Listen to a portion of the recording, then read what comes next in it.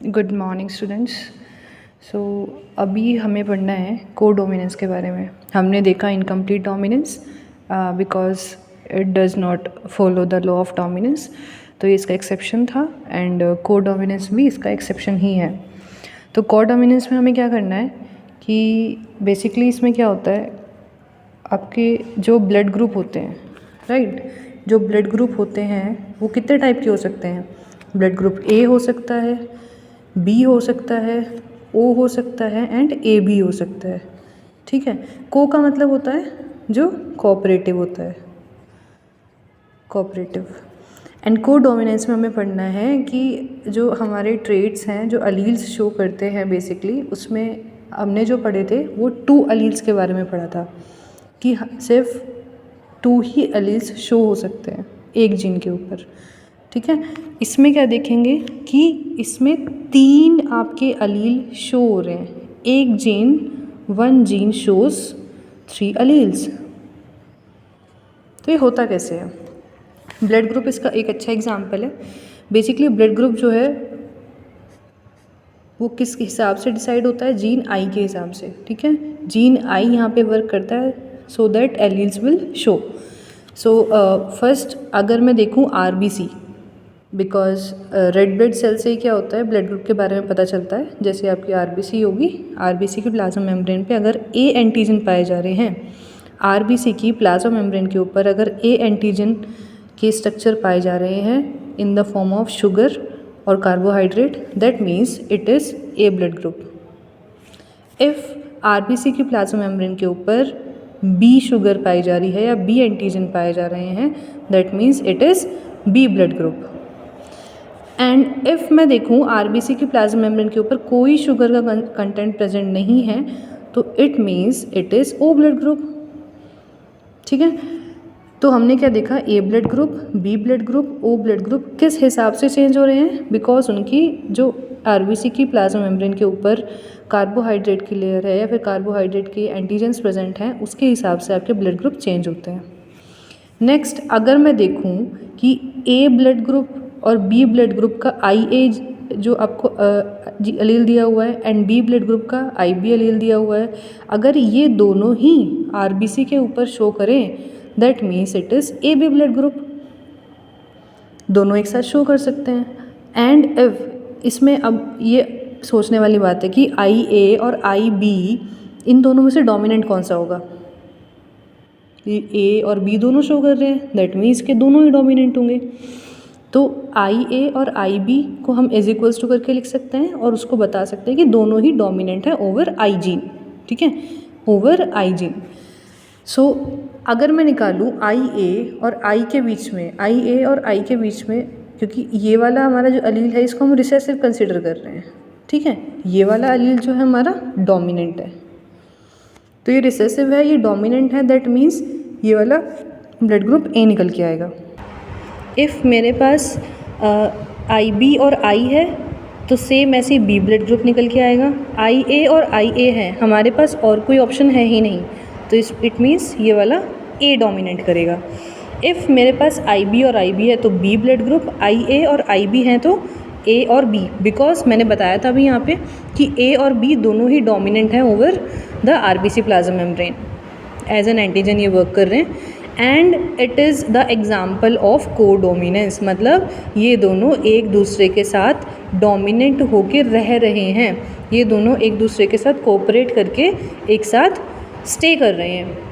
ठीक है, तो ये एक दूसरे के साथ हैं, तो AB blood group is the example of codominance. And II, अगर मेरे पास I है मतलब कोई शुगर का मॉलिक्यूल प्रेजेंट नहीं है मेरी प्लाज्मा मेम्ब्रेन के ऊपर, तो दैट मीन्स वो क्या होगा, O ब्लड ग्रुप होगा। ठीक है, तो इससे हमें क्या पता चलता है कि एक जीन कितने अलील कंट्रोल कर रहा है, 3। एक जीन 3 अलील कंट्रोल कर रहा है। सो दैट मीन्स हमने क्या पढ़ा था कि एक जीन 2 अलील ही कंट्रोल कर रहा, 2 ट्रेट ही, 2 करेक्टर, 2 अलील ही कंट्रोल कर रहा था, लेकिन इसमें क्या आ गया, एक जीन 3 अलील के। तो it is the example of multiple एलीलिज्म।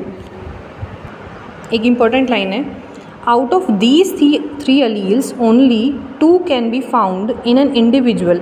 ठीक है, मतलब अगर मैं A, B और O में से देखूं तो सिर्फ 2 ही ऐसे मेरे पास अलील हैं जो एक इंडिविजुअल में शो होंगे।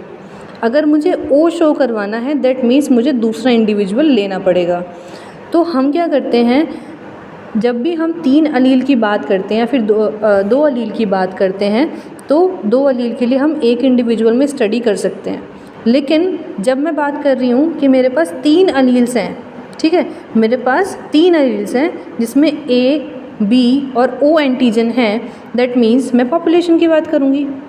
क्यों? क्योंकि एक से ज़्यादा हो गए। जब भी हम पॉपुलेशन स्टडी करते हैं तो ये 3 ही अलील होते हैं जिसमें ये शो करते हैं। So out of these 3 alleles only 2 can be found in an individual and all 3 alleles can be seen at the population level, right? इसके बाद हमें देखना है प्लियोट्रॉपी के बारे में। आपने सुना है एक तीर से कई सारे निशाने, एक तीर से 2 निशाने, 3 निशाने। तो प्लियोट्रॉपी का वही मतलब है कि हम एक ही जीन से सारे जीन्स को या फिर सारे एंजाइम्स को, प्रोटीन्स को कंट्रोल कर रहे हैं, ठीक है। मतलब एक सिंगल जीन बहुत सारे प्रोटीन्स को, एंजाइम्स को या फिर जीन्स को अफेक्ट कर रहा है। कैसे? कि सपोज़ मेरे पास ए जीन है, फिर उसने कोड करा बी जीन, फिर उसने कोड करा, सपोज़ इसने सी एंजाइम को कोड किया, ठीक है, लेकिन ये डी एंजाइम को भी कोड कर रहा है।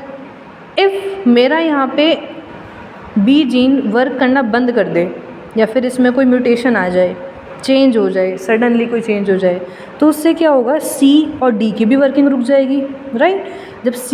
जब बी की वर्किंग रुक रही है तो सी और डी की भी वर्किंग रुक गई।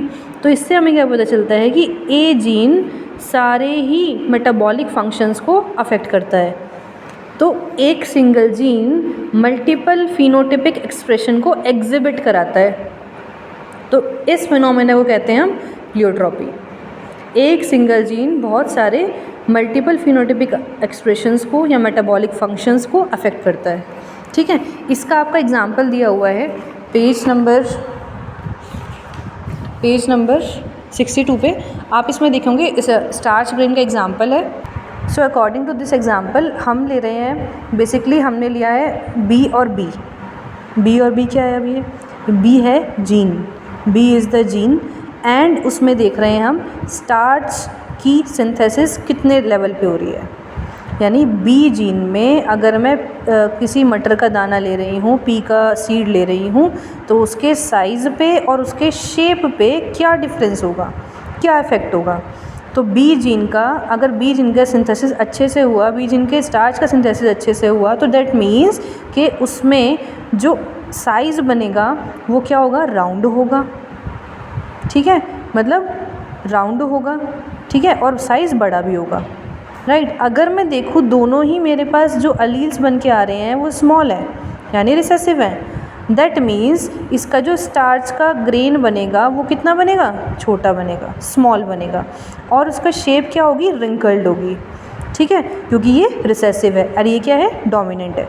इफ़ मैं देखूँ बीच वाला यानी कैपिटल बी और स्मॉल बी, ठीक है, कैपिटल बी और स्मॉल बी, तो अगर मैं इसको कंसीडर करूँ ये तो है हेट्रोजाइगस डोमिनेंट, बट ये क्या शो कर रहा है, ये राउंडनेस शो कर रहा है, यानी इसका जो ग्रेन सीड बन के आएगा वो राउंड होगा एक तो, दूसरा इसका साइज़ क्या होगा, इंटरमीडिएट होगा। इंटरमीडिएट मतलब बीच का, यानी ये बड़ा साइज़ है, ये छोटा साइज़ है और ये बीच का साइज़ है। तो ये जो इंटरमीडिएट बन के आया, it is the example of incomplete dominance. This is the example of incomplete dominance. तो आपके एनसीईआरटी में ये वाला एग्जाम्पल दिया हुआ है, इसको आप अच्छे से रीड कर लेंगे, पेज नंबर 62। देन इसमें प्लियोट्रॉपी का एक आपका एग्जाम्पल दिया हुआ है। बेसिकली आपकी प्लियोट्रॉपी आगे आती है, लेकिन इसमें अलग अलग जगह पे एग्जांपल्स दिए हुए हैं, तो मैं इसको एक ही जगह पे कवर करके चल रही हूँ। तो प्लियोट्रॉपी में अगर मैं देखूँ, बेसिकली प्लियोट्रॉपी के अंदर जो एग्जांपल है फिनाइल कीटोनूरिया, ठीक है। फिनाइल कीटोनूरिया होता क्या चीज़ है, ये कौन सी कंडीशन होती है, ये कौन सी डिज़ीज़ होती है, राइट। इसमें अगर मैं ले रही हूँ फिनाइल एलेनिन, फिनाइल एलेनिन आपकी बॉडी के अंदर सिंथेसाइज होता है, ठीक है। फिनाइल एलानिन बहुत सारे जीन्स को रेगुलेट करके रखता है, एंजाइम्स को अफेक्ट करता है, ठीक है। अगर मैं स्ट्रक्चर देखूँ इसका तो ये होता है यहाँ पे इस तरह का, और यहाँ पे इसकी एक बेंजीन की रिंग आती है, रिंग फॉर्म होगी। देन इफ़ अगर ये वाला फिनाइल एलानिन को अगर OH ऐड कराना है, यानी फिनाइल एलानिन आपकी बॉडी में कन्वर्ट होता है टायरोसिन में। अगर normal functioning, normal physiological functions आपकी बॉडी में हो रहे हैं, मेटाबॉलिक फंक्शंस हो रहे हैं, तो that means it can convert it into tyrosine, right. If ये वाला फिनाइल एलानिन इसमें कन्वर्ट हो जा रहा है, टायरोसिन में कन्वर्ट हो जा रहा है, टायरोसिन में कन्वर्ट होने के लिए क्या चाहिए? सिर्फ OH ग्रुप चाहिए हमें, सिर्फ OH ग्रुप चाहिए। और उसके लिए कौन सा एंजाइम चाहिए? Phenyl alanine hydroxylase. ये वाला एंजाइम इसमें वर्क करेगा। तो जो अगर मैं पूछूँ फिनाइल कीटोनूरिया में कौन सा एंजाइम इफ़ेक्ट होता है जिसकी वजह से फिनाइल एलानिन टायरोसिन में कन्वर्ट नहीं हो पाता है, सो उसका आंसर क्या होगा? Phenyl alanine hydroxylase, right. ये क्या होती है? एक इनबॉर्न डिजीज़ होती है। इनबॉर्न डिजीज़ नहीं बोलेंगे, मेटाबॉलिज्म में एरर बोल देंगे, ठीक है। इनका जो बेसिकली जब बेबी बॉर्न होता है उसी टाइम पे क्या होता है